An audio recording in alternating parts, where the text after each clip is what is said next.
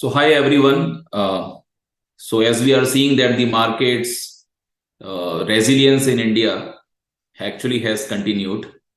We consolidated for a very long period in the last 1.5 years, but now it seems that the markets are coming out of this range. So Nifty has already made a new life high now, and it is consolidating. So let us see what can happen in the month of December. What are the major triggers now for this month? So if you see, one of the things which is happening now is the cool off in bond yields. So across, whether it is the US bond yields or the Indian market bond yields, they are cooling off. And in fact, from May onwards, this particular year, we had seen that Indian bond yields were not rising when the US bond yields were rising. And that was one of the reasons of the resilience we saw in the Indian markets. But now all of them are cooling off, because whatever expectation of the interest rate was, we have already seen one surge in bond yields.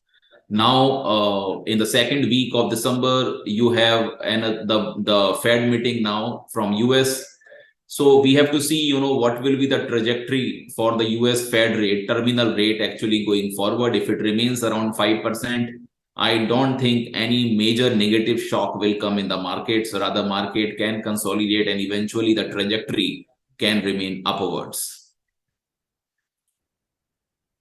If you see, this is the US dot plot so far. Another one will come out in the second week of December, but so far 4.4% till December 2022 ending. This was the expectation of interest rates. It is so far 4%. So you can see another 50 bips of rate hike possibly in the month of December. 2023, it was showing around little above 4.5%. It is possible it can be around 5% now, eventually, when this Fed meeting comes out. So that is what being factored in the market. This is very important to note. Up to 5%, this is what market is expecting the terminal rate can go up to. So why the bond yields are cooling off? Because inflation also is a tapering off in US. We have seen that it was above 9%, but now it has reached to a level somewhere closer to 7.5%. It is possible that it can further cool down. We believe towards 6% at least the US inflation can go up to in this move, because commodities are still down. The wage inflation in US, we saw some signs of it tapering off. The availability of semiconductors, though it remains volatile, but there were signs that it was more available, and that is why we saw that the supply side inflation was cooling off to some extent. So it is possible this trajectory, which is downward right now in US inflation, it can continue for for some more time. And these are the reasons, as I discussed. Still the commodities are down. If you look at aluminum or copper or zinc or iron ore, all of them are down. In fact, Brent crude prices are also down now. It was above 90, but now it has come below $90 per barrel. The logistic cost also has come off. If you see the shipping, when you are transporting the goods from one country to another country, so Baltic Dry Index is there, which shows the shipping cost. If you see, it has come down substantially. So that was also being added up in the goods prices when they were getting exported. So this is where the overall inflation trajectory looks like it is in a downward trajectory for the time being, which can definitely comfort the equity markets now. So from the growth projections perspective from the IMF, India obviously remains one of the fastest growing economy right now. You look at from 2023 perspective, India is likely to grow around 6.1, though still some people say that it can be higher, but even at 6.1%, it is much higher actually than the other nations from the growth perspective. And now we have budget lined up in India, where you will see that further lines will be drawn by the government regarding their expenditure plan. And we have seen that the expenditure from the government is likely to increase further by at least more than 1 lakh crores. So 7.5 lakh crores to 9 lakh crores. That much of jump we can see in the expenditure by the government going forward.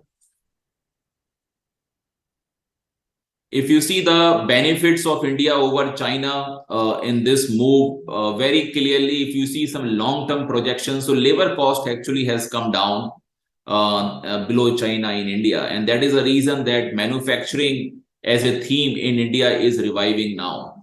We have, in the last decade, we had seen that the labor cost of China was lower. They were exporting deflation. We saw that the B2C companies were doing much better in that period because their raw material cost was lower. The manufacturing was not picking up because the competitive prices were very higher. But now, because of this labor cost, which has come down in India, the manufacturing units are also coming up, and the PLI benefits under Make in India or Atmanirbhar Bharat, they are definitely boosting many sectors right now. And that is where B2B as a theme actually has come up now. There may be many vendors to these manufacturing units which may be performing. Actually, their market share can be zooming. So whenever we are forming the equity portfolios, that particular part should always remain in mind now.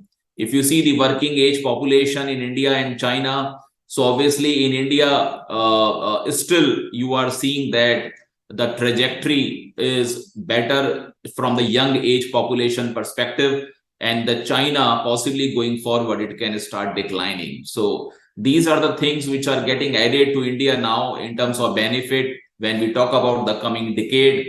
And that is where, if you see, the FDI investment in India has increased tremendously.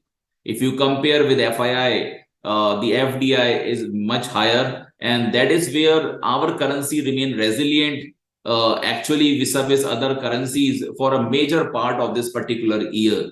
Barring the mid of September till November, we saw some kind of depreciation happening when our forex reserve also was cut down by $100 billion by RBI.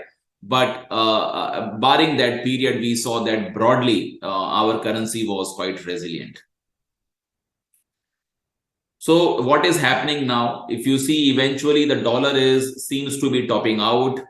The USD INR, which went to 83, it is cooling off. Still, it is around 81. So it is within this band you can expect for some time.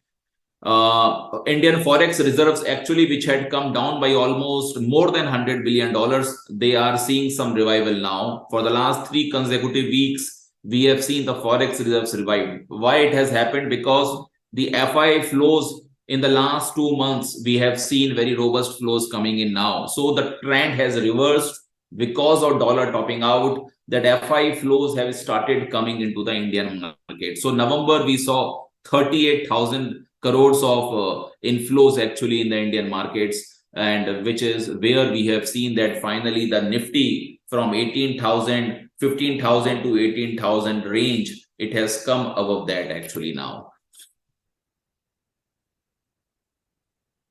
And if you see, one of the reason behind dollar topping out, because euro holds 58% weight in dollar index, and it was the weakest link in the market. We saw that the people were saying that US is able to increase interest rates, Europe has not been able. So euro was continuously falling against dollar. We saw it was 1.25 against dollar, it declined to 0.97 against dollar. And again, there was a fear that before the winter season, what will happen to the energy prices in Europe? It can shoot up further. So from both of these fronts, we have seen a reversal happening. So European Central Bank actually has increased the interest rates by 75 bips. And the capacities in European Union are filled up to 98% before the winter season. That is the reason that the energy prices have cooled off from 70 euros to now almost 30, 35, 39. In fact, it declined further. Now it is 35, 39 euros.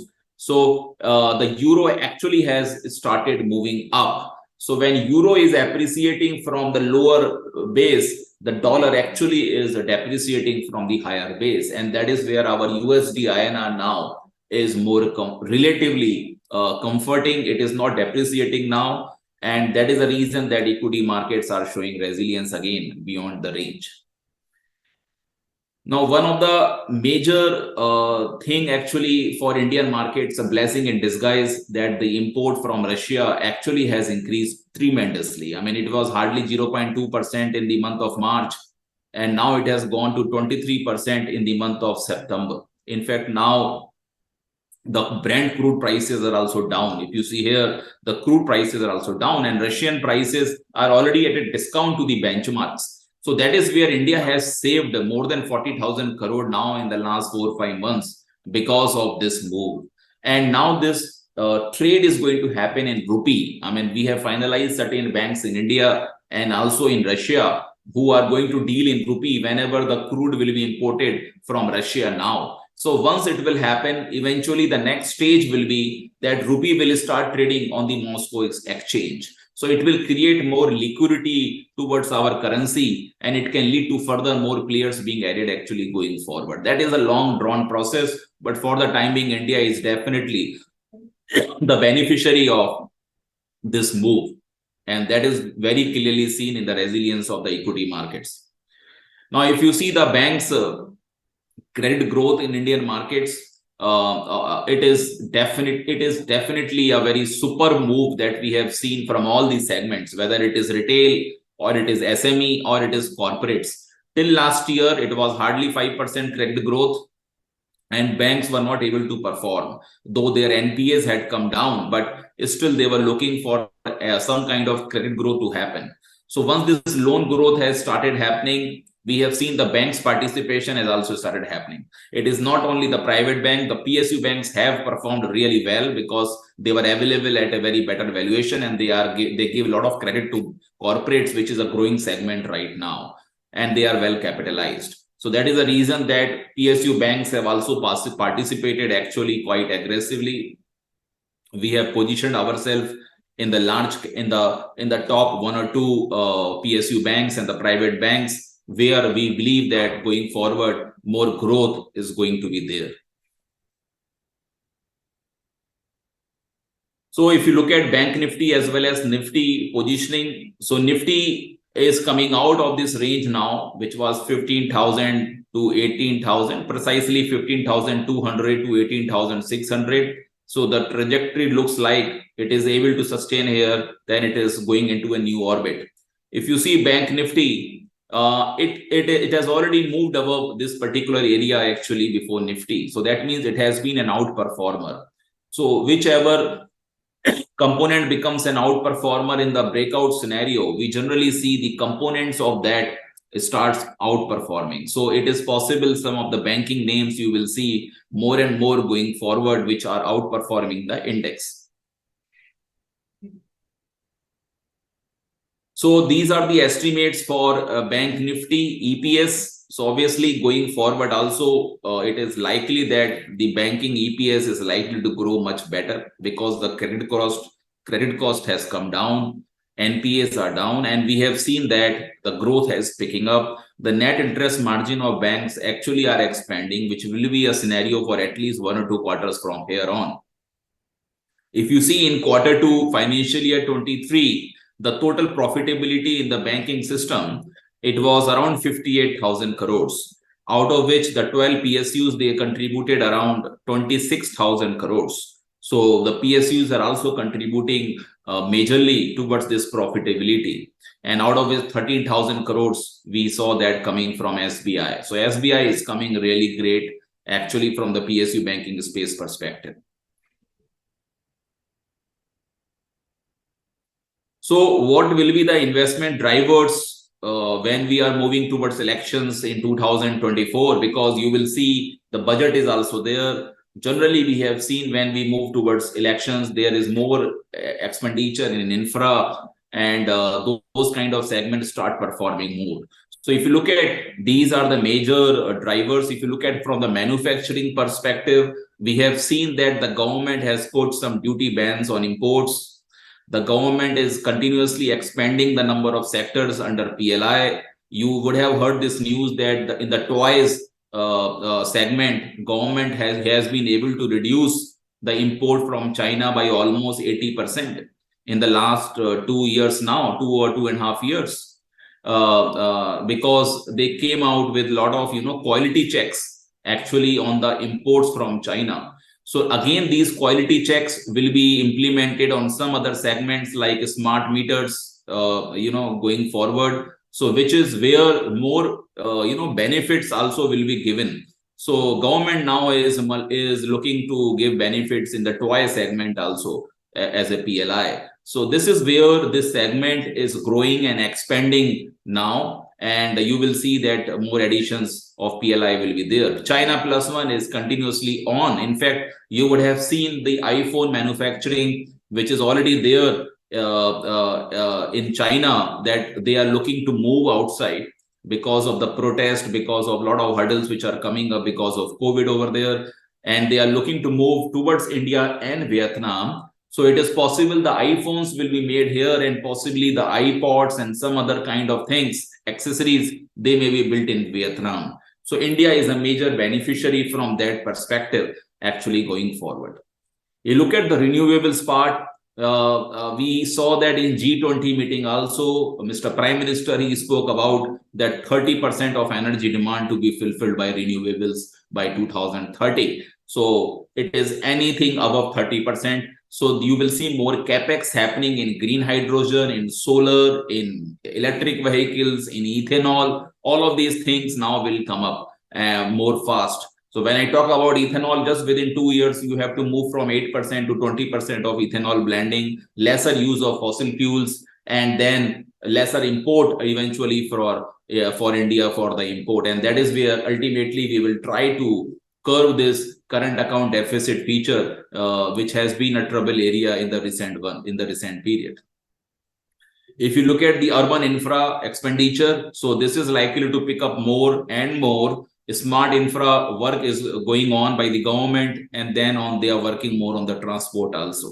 So we have seen the roads, highways being manufactured, particularly, all the cities are being, getting connected. The metros are getting connected. The Delhi-Mumbai corridor is going to, come up going forward. So this is likely to ease a lot of business actually going forward. So its work is already on the DFC front, on the railways, but this is also there from the roads, highways perspective. So when I look at DFCs, in the railways, the bullet trains, Vande Bharat trains, another 200 Vande Bharat trains are going to be, manufactured, and the involvement of the private sector. So we will see now in another couple of weeks, the bidding happening for Concor. So all of these things are coming up now. And I think this is where the government has come out with a logistic policy where they said from 14% of GDP logistic cost, they will try to reduce to 8%.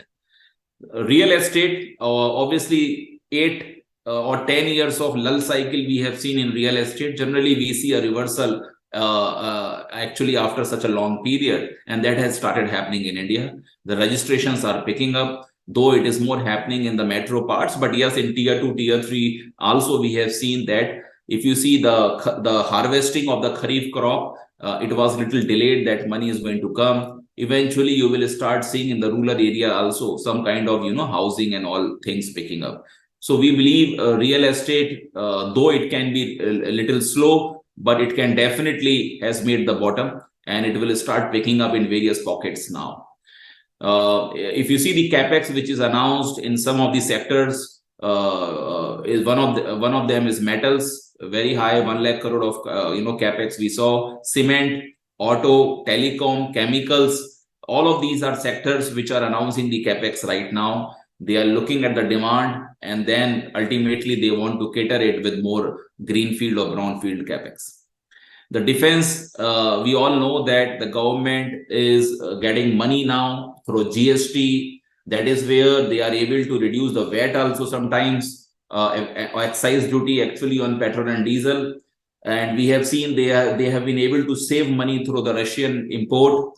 So eventually the government is able to use this money now in various projects of defense, and they are looking to give benefits through PLI. So defense also is picking up. There is going to be indigenization efforts of making equivalent of $3 billion of products in India now. At least 101 products, will be banned from imports from December to boost this domestic production.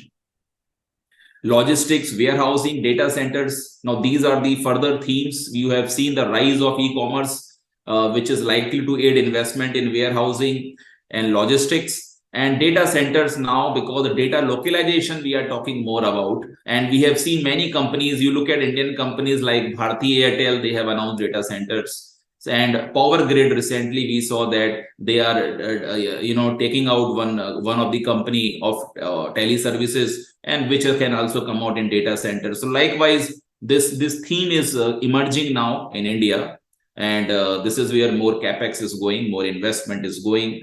New players in space. So this is the same trend what is happening in NASA outside in US.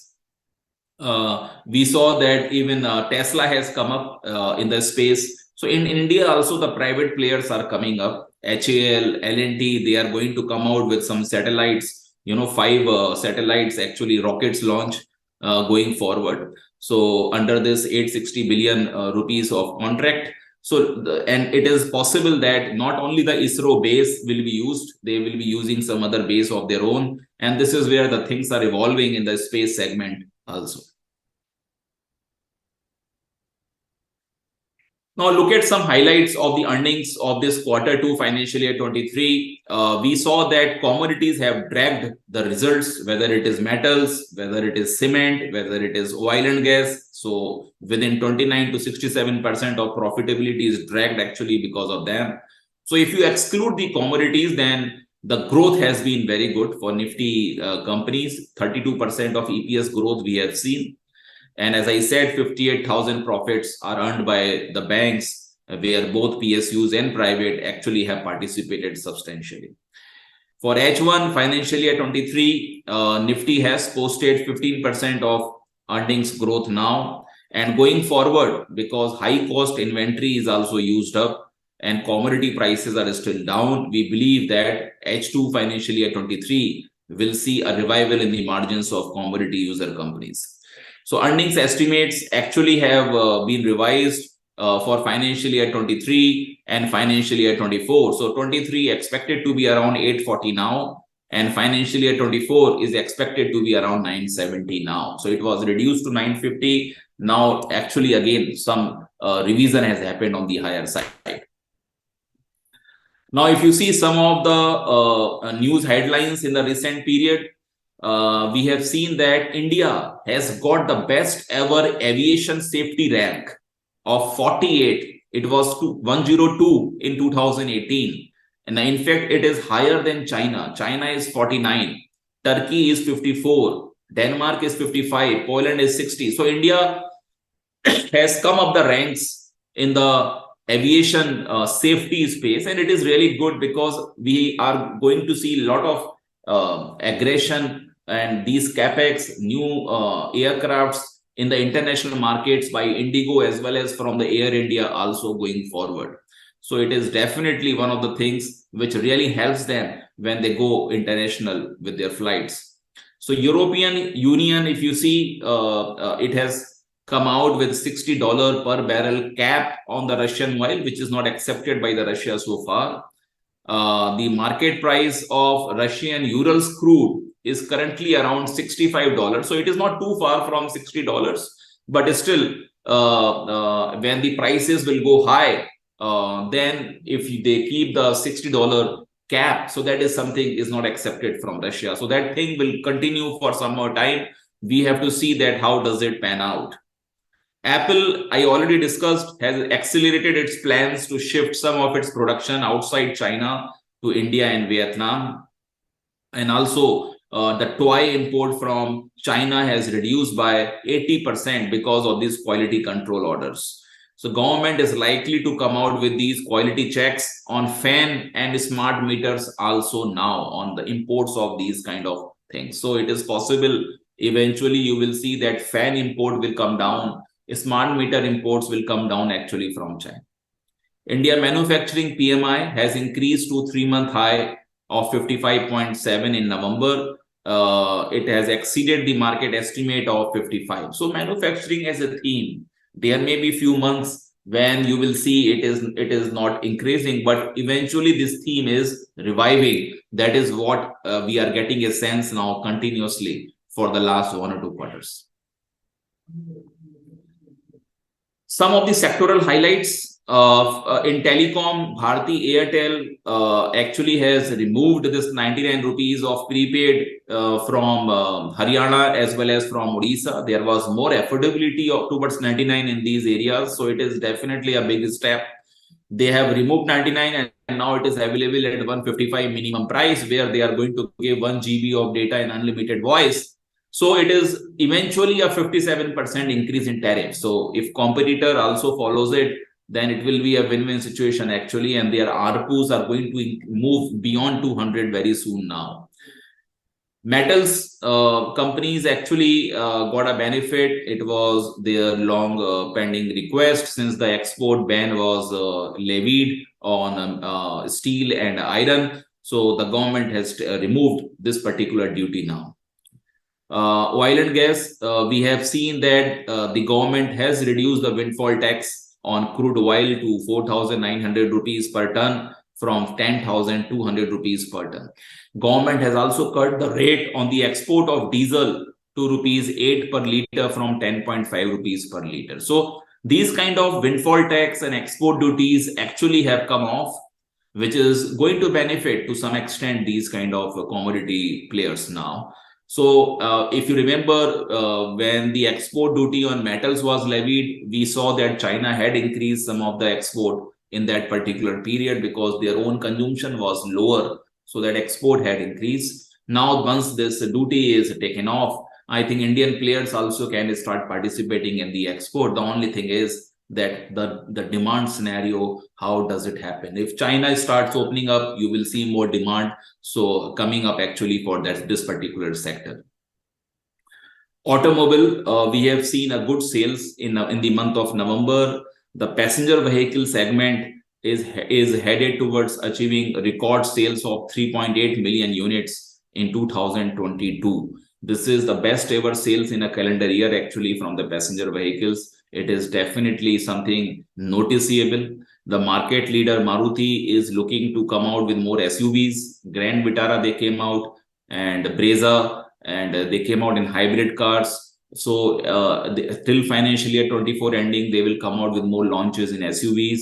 Mahindra and Tata Motors. Mahindra particularly because it is more, its EBITDA comes more from the domestic market. And it is a player which is part of our equity portfolios also, and this is really doing good in the SUV segment so far. SUV in the overall passenger vehicles, it was 20% in the beginning of last year, and now it is somewhere closer to 46%. Cement companies, they have started increasing prices. There was a late delayed monsoon. They were not able to do this. Previously, the coking coal prices, petcoke prices were higher, but now they have cooled off. And we have started seeing that in the last month, October also, 3 to 4 rupees per bag, the prices were increased. In the month of November also, we have seen 10 to 30 rupees per bag, the prices actually have increased. So this is where it looks like, despite a lot of capacity additions going to be done in this particular space, but this increase in prices can revive some of the cement stocks, but because they had fallen tremendously actually from the highs. So lastly, coming to the valuation part of the market, the 10-year average price to book of Nifty is around 2.7x, and the currently it is around 3.1x.